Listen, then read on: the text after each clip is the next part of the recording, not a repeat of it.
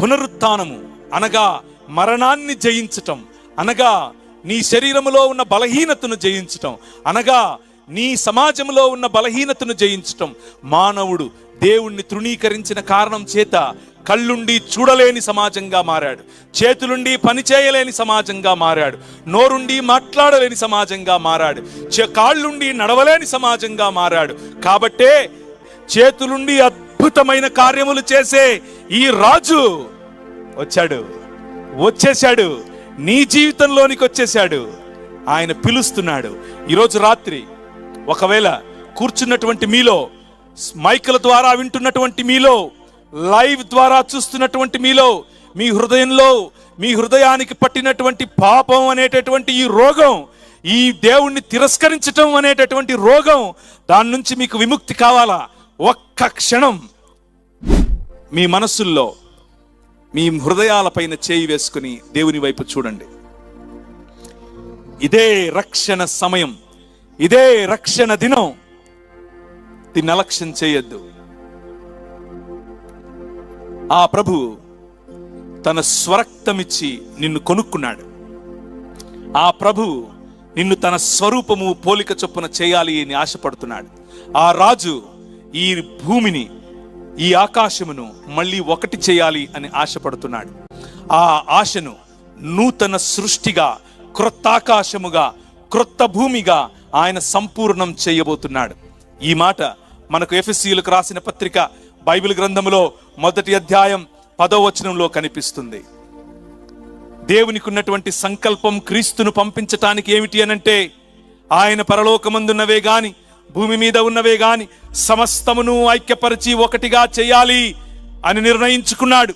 అందులో నువ్వు ఉన్నావు, అందులో నీ కుటుంబం ఉంది, అందులో నీ ఈ గ్రామం ఉంది, నీ మండలం ఉంది, నీ రాష్ట్రం ఉంది. నీ హృదయాన్ని ఈరోజు రాత్రి ఆయనకిస్తే నీ జీవితంలో అద్భుతాలు చూస్తావు. ఈ రాజుతో నాకు 25 ఏళ్ల క్రితం పరిచయం ఏర్పడింది, 27 ఏళ్ల క్రితం పరిచయం ఏర్పడింది. అలా పరిచయం ఏర్పడిన క్రమంలో ఈ రాజు నాతో అన్నాడు, నీవు లోకమునకు వెలుగై ఉన్నావు అని అన్నాడు. నేను ఎలా వెలుగవుతాను? నేను దరిద్రమైన జీవితం జీవిస్తున్నాను కదా, ఎలా వెలుగవుతాను అని అనుకున్నాడు. కానీ ఆయన తగ్గింపును నేర్పుతాడు, ఆయన కష్టించటం నేర్పుతాడు. నువ్వు పట్టిన చేతిలో, నువ్వు పట్టిన మట్టిని బంగారం చేస్తాడు, నువ్వు కాలు పెట్టిన భూమిని నిధిగా చేస్తాడు, నువ్వు పలికిన మాట సువర్ణంగా ఉంటుంది, నువ్వు మాట్లాడిన ప్రతి మాట అవతలి వారి జీవితాలను కట్టేదిగా ఉంటుంది. నీకేదో ఈ ప్రభువు వద్దకు వస్తే ఏదో గొప్పగా ధనం వస్తుంది, ఏదో గొప్పగా ఇంకేదో అయిపోతుంది, నీ రోగాలు పోతాయి, నీకు పెండ్లవుతుంది, నువ్వు కార్లు కొనుక్కుంటావు. ఇది కాదు నేను చెబుతున్నది. నీ జీవితాన్ని ఒక ఆశీర్వాదమునకు, నిన్ను ఎలాగూ ఆశీర్వదిస్తాడు, కానీ నీ ద్వారా నీ గ్రామాన్ని ఆశీర్వదిస్తాడు, నీ ద్వారా నీ మండలాన్ని ఆశీర్వదిస్తాడు, నీ ద్వారా నీ దేశాన్ని ఆశీర్వదిస్తాడు. ఆ రాజు నిన్ను పిలుస్తున్నాడు. ఈ రాత్రి రా, నాతో కలిసి ప్రయాణం చెయ్యి అని పిలుస్తున్నాడు. ఆ రాజు యొక్క పిలుపు గనక నీకు వినపడితే, ఆ రాజు ఈ లోకానికి వెలుగుగా వచ్చాడు. ఆ రాజు వెలుగుతూ ఉన్నటువంటి రాజు. ఈ రాజు యొక్క వెలుగు తిరుగుతూ ప్రజలను వెలుగుగా చేస్తోంది. ఈ వెలుగు ఈ రాత్రి నీ దగ్గరికి కూడా వచ్చింది. ఈ వెలుగును ఆర్పుతావా లేక నీలోనికి ఆహ్వానిస్తావా? నేను ఆహ్వానించాను ఒక రోజు, 27 ఏళ్ల క్రితం ఆహ్వానించాను. ఆయన నా జీవితాన్ని వెలుగుమయం చేశాడు. నాకు కష్టాలు లేవు అని నేను చెప్పట్లేదు, కానీ ప్రతి కష్టంలో ఆ రాజు నాకు నిలబడ్డాడు, నాతో నిలబడ్డాడు. నేనున్నా అన్నాడు. అనేక ప్రాంతాల్లో, అనేక ప్రజల మధ్య ఇబ్బందులు, వ్యాపారం, ఎన్నో రకాలైనటువంటి శ్రమలు మీకున్నవే నాకు, కానీ ఈ రాజు తన ఒడిలో ఉంచుకొని నడిపాడు, బలమిచ్చాడు, ఎక్కడా తలదించనివ్వలేదు. నువ్వు తలగా ఉంటావు అని చెప్పాడు, నువ్వు తోకగా ఉండవు అని చెప్పాడు, నువ్వు అప్పిస్తావు కానీ అడుక్కు తినవు అని చెప్పాడు. ఈరోజు రాత్రి అప్పులతో నువ్వు బాధపడుతూ ఉన్నావా? నువ్వెక్కడున్నా సరే ఒక్క నిమిషం, నీ అప్పులు, నీకున్న ఆర్థిక ఇబ్బంది, నువ్వెక్కడున్నా సరే ఒక్క నిమిషం, నువ్వు మైకుల ద్వారా వింటూ ఉన్నా, నువ్వు లైవ్ ద్వారా వింటూ ఉన్నా, ఒక్క నిమిషం నేను చెబుతున్న మాట చెప్పి చూడు. అబ్రహామును ఆశీర్వదించావట, అబ్రహాము జీవితంలో అనేకమైన ఆశ్చర్య కార్యాలు చేశావట. నిన్ను నమ్మిన ప్రతివాడిని తలగా ఉంచుతావట. అవమానముతో అప్పుల బాధతో కృంగిపోయిన నన్ను తలగా చేస్తావా అని అడిగి ఒక మాట అడిగి చూడు. నన్ను తలగా చేయి ప్రభువా అని అడిగి చూడు. He will do it. ఆయన చేస్తాడు. నా జీవితంలో చేశాడు, నీ జీవితంలోనూ చేస్తాడు. ఆ రాజు నీ రాజు. ఒక్కసారి ఆ రాజుకు నీ జీవితం ఇచ్చి చూడు. నీ జీవితాన్ని ఎంత శోభాయమానంగా చేస్తాడో చూద్దువు గాని. ఆ రాజ్యములోనికి నిన్ను పిలుస్తున్నాడు. ఆ రాజ్యములో ఎప్పటికీ నశించినటువంటి దేవునితో సంబంధం నీకుంటుంది. అన్నిటినీ మించి మనిషి కోల్పోయినటువంటి మహిమను ఆయన వారికి ఇచ్చాడు. వారి యందు నేనును నా యందు నీవును ఉండుట వలన వారు సంపూర్ణులుగా చేయబడి ఏకముగా ఉన్నందున నీవు నన్ను పంపితువని, నీవు నన్ను ప్రేమించినట్లే వారిని కూడా ప్రేమించితువని లోకము తెలుసుకున్నట్లు నాకు అనుగ్రహించిన మహిమను వారికి ఇచ్చి తిని. ఈ రాజు ఈ లోకానికి వచ్చింది నిన్ను మహిమపరచటానికి, నీకు మహిమనివ్వటానికి, నీకు అధికారమునివ్వటానికి, నువ్వు ఈ ప్రపంచముపై ఏలుబడి చేయటానికి. ఏలుబడి వైలెన్స్తో కాదు, ఏలుబడి బెదిరింపులతో కాదు, ప్రేమతో.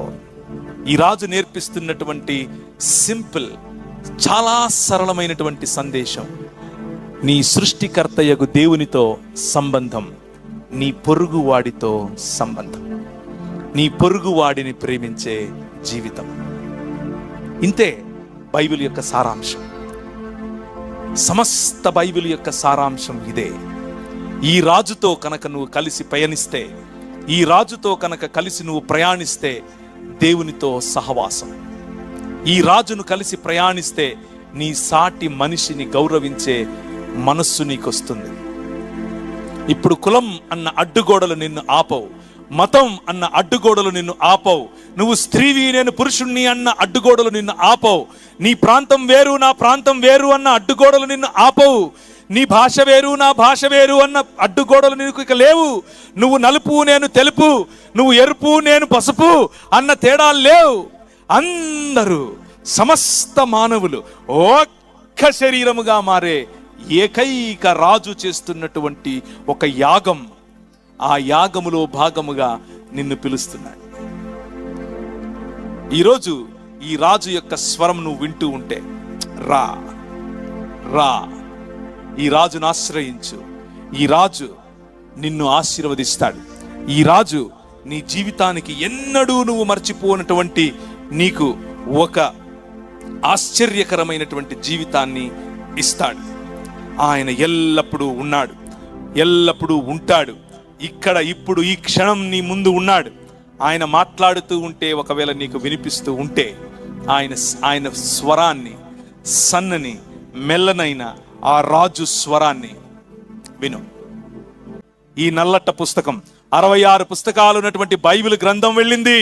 ఎక్కడెక్కడికి వెళ్ళిందో అక్కడెక్కడ సుభిక్షత, ఎక్కడెక్కడికి ఈ గ్రంథం వెళ్ళిందో, ఈ సువార్త ప్రకటింపబడిందో, ఈ రక్షణ సువార్త ప్రకటింపబడిందో అక్కడక్కడ స్త్రీకి న్యాయం జరిగింది, పిల్లలకు న్యాయం జరిగింది, అందరికీ చదువు ఇవ్వబడింది, అందరికీ ఆరోగ్యం ఇవ్వబడింది. ఈరోజు రాత్రి నీ శరీరంలో రోగం ఏదైనా ఉంటే, అనారోగ్యం ఏదైనా ఉంటే, ఈరోజు రాత్రి నీ మోకాళ్ళ మీదికి నువ్వురా, నీ మోకాళ్ళ మీదికి నువ్వురా. ఆయన నిన్ను ఆశీర్వదించబోతున్నాడు. నీకు కణితి, నీ క్యాన్సర్, నీ ఎయిడ్స్, నీ ఏదైనా సరే ప్రపంచంలో, నీ హృదయంలో ఉన్న రోగమా, నీ శరీరంలో ఉన్న రోగమా, ప్రతి ఒక్కటి ఈరోజు రాత్రి నిన్ను ఈ ప్రభువు తాకబోతున్నాడు. నేను చెప్పినందుకు కాదు, నువ్వు అడిగితే. నేను చెప్పినందుకు కాదు, నువ్వు అడిగి చూడు. నువ్వు మోకరించి ఆయన్ను పిలువు. నువ్వు నన్ను స్వస్థపరుస్తావట, స్వస్థపరుచు యెహోవా నువ్వట. నువ్వు దిగి వచ్చిందే అందుకట. మానవులకు స్వస్థతట, ఈ లోకమంతా సంతోషమట. మరి నా కుటుంబంలో సంతోషం లేదు, నా జీవితంలో సంతోషం లేదు, రా ప్రభువా అని ఒక్క మాట చెప్పు, నీ జీవితం మారుతుంది. Tonight is the night that you will see the day. ఈ రాత్రే నీకు వెలుగుమయమైన రాత్రి. ఈ రాత్రి నీ జీవితాన్ని మార్చే రాత్రి. ఈ రాత్రి నీ రోగములు పోగొట్టే రాత్రి. పరిశుద్ధాత్మని శక్తి చేత నింపే రాత్రి. ఈ రాత్రి నీ మనసును కఠోరం చేసుకోవద్దు. ఈ రాత్రి ఈ రాజు దగ్గర కన్నీళ్లతో ఒక్క మాట చెప్పు చాలు. ఒకే ఒక్క మాట. నువ్వు రాజువట, నువ్వు దేవుడివట, నిన్ను అనుసరిస్తే సుభిక్షతట, నిన్ను అనుసరిస్తే రక్షణట, నిన్ను అనుసరిస్తే నాకున్న ఈ సంకెళ్ళు విరిచేస్తావట. నేను నిన్ను నా హృదయంలోకి ఆహ్వానిస్తున్నాను, అంతే, ఇంకేం లేదు. రా, నా సంకెళ్ళు తెంపే. ఆయన చేస్తాడు.